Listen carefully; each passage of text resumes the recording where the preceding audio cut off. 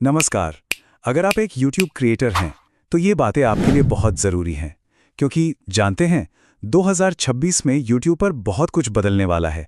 नई पॉलिसीज़ आ रही हैं और ये पहले से कहीं ज़्यादा सख्त हैं। तो चलिए बिना देर किए सीधे मुद्दे पर आते हैं और समझते हैं कि अपने चैनल को बचाने के लिए हमें क्या जानना होगा। अब ये सवाल सुनने में थोड़ा अजीब लग सकता है ना? लेकिन यकीन मानिए, ये एक असली खतरा है।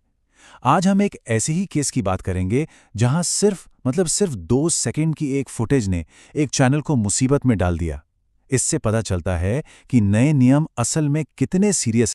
तो सबसे बड़ी बात जो हमें समझनी है वो ये है कि अब गेम का रेफरी कोई इंसान नहीं, बल्कि YouTube का पावरफुल AI है।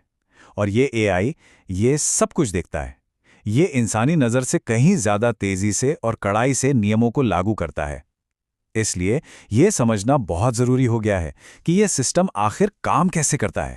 तो चलिए अपने पहले सेक्शन में उन नियमों पर नजर डालते हैं जिन्हें नजरअंदाज करने की गलती हम बिल्कुल नहीं कर सकते। देखिए, कॉपीराइट के बारे में तो हम सब जानते हैं, है ना? लेकिन अब बात उससे कहीं आगे की है।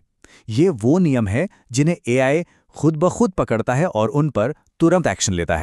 ये कुछ बेसिक गाइडलाइंस हैं, जैसे कि हेट स्पीच, किसी को परेशान करना, गलत जानकारी फैलाना या खास तौर पर बच्चों की सुरक्षा से जुड़ी चीजें। ये तो हमेशा से ही जरूरी थी, लेकिन अब एक और पॉलिसी है जिस पर YouTube बहुत बहुत ज्यादा सख्त हो गया है, और वो है हानिकारक और खतरनाक कंटेंट की पॉलिसी। परिभाषा तो सीधी सादी है, ऐसा कुछ भी मत दिखाइए जिससे किसी को चोट लग सकती है या जो गैरकानूनी हो। सुनने में सिंपल लगता है, राइट? लेकिन असली हैरानी की बात तो यह है कि AI इसे लागू कैसे कर रहा है। ये एक सच्ची घटना है। सोचिए, एक क्रिएटर अपना व्लॉग बना रहा था और उसके वीडियो में कहीं पीछे बैकग्राउंड में सिर्फ 2 सेकंड के लिए एक लड़का चलती बाइक पर स्टंट कर रहा था। क्रिएटर को शायद पता भी नहीं चला होगा, लेकिन AI ने उसे पकड़ लिया और नतीजा, चैनल पर स्ट्राइक। और देखिए, यही तो सबसे बड़ा बदलाव है। AI को इस बात से कोई लेना देना नहीं है कि आपका इरादा क्या था, अच्छा था या बुरा। उसने बस नियम का उल्लंघन देखा और तुरंत एक्शन ले लिया। कहने का मतलब यह है कि अब हमें अपनी फुटेज के हर एक सेकंड को ध्यान से जांचना होगा।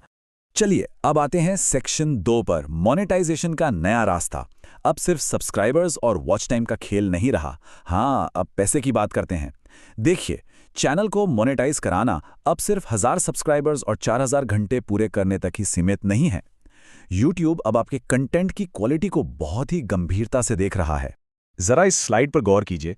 बाईं तरफ है लो एफर्ट कंटेंट, मतलब एक ही जैसी चीज को बार बार डालना मामूली बदलावों के साथ। YouTube इसे मोनेटाइज नहीं करेगा, साफ बात है। और दाईं तरफ है ओरिजिनल एफर्ट वाला कंटेंट, जिसमें आपकी अपनी एडिटिंग, आपकी कहानी, आपकी मेहनत दिखती है। भले ही आप कैमरे के सामने हों या ना हों, पर वो एफर्ट दिखना चाहिए। तो फिर एक बड़ा सवाल उठता है जो आजकल हर कोई पूछ रहा है, AI से बनाए गए वीडियो का क्या होगा?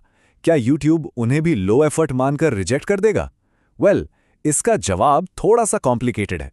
तो जवाब है हाँ, AI वीडियो मोनेटाइज हो सकते हैं, लेकिन एक शर्त पर, कि उनमें आपकी मेहनत और क्रिएटिविटी साफ साफ दिखे। मतलब अगर आप एक अच्छी स्क्रिप्ट लिखते हैं, अपना वॉइस ओवर देते हैं और उसे कहानी की तरह एडिट करते हैं, तो कोई प्रॉब्लम नहीं है। लेकिन अगर आप सिर्फ AI से एक जैसे वीडियो बनाकर डालते रहेंगे, तो उसे लो एफर्ट ही माना जाएगा। अब आते हैं हम अपने तीसरे सेक्शन पर, और सच कहूं तो ये वो नियम है जो सबसे ज्यादा खतरनाक है। एक ऐसा नियम जो एक झटके में किसी भी क्रिएटर का पूरा करियर खत्म कर सकता है। इसे बहुत बहुत ध्यान से समझना होगा। इस पॉलिसी का नाम है सर्कमवेंशन। सीधे शब्दों में इसका मतलब है, अगर आपका कोई एक चैनल किसी बड़ी गलती की वजह से डिलीट हो जाता है, तो आप YouTube के फैसले को धोखा देकर कोई दूसरा चैनल नहीं बना सकते। यह बिल्कुल एक डोमिनो इफेक्ट की तरह काम करता है। सोचिए, आपका चैनल A किसी वजह से डिलीट हो गया। आपने सोचा, चलो कोई बात नहीं, एक नया चैनल भी शुरू करता हूं।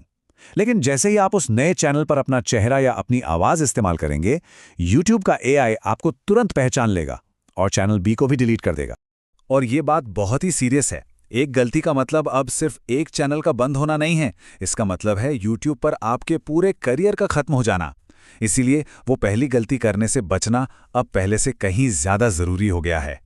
तो अब जब हम इन सब खतरों को समझ गए हैं, तो सवाल यह है कि करें क्या? तो चलिए इसे एक एक्शन प्लान में बदलते हैं। यह है हमारा आखिरी सेक्शन। आपकी 2026 की सर्वाइवल प्लेबुक, जो आपके चैनल को सेफ रखने में आपकी मदद करेगी। इस टेबल को ध्यान से देखिए। ये एक क्विक गाइड है सेफ्टी पॉलिसी के लिए। अपनी फुटेज के हर एक सेकंड की जांच करें, कुछ भी नज़रअंदाज मत कीजिए। मोनेटाइजेशन के लिए अपने कंटेंट में असली, यूनिक मेहनत दिखाएं।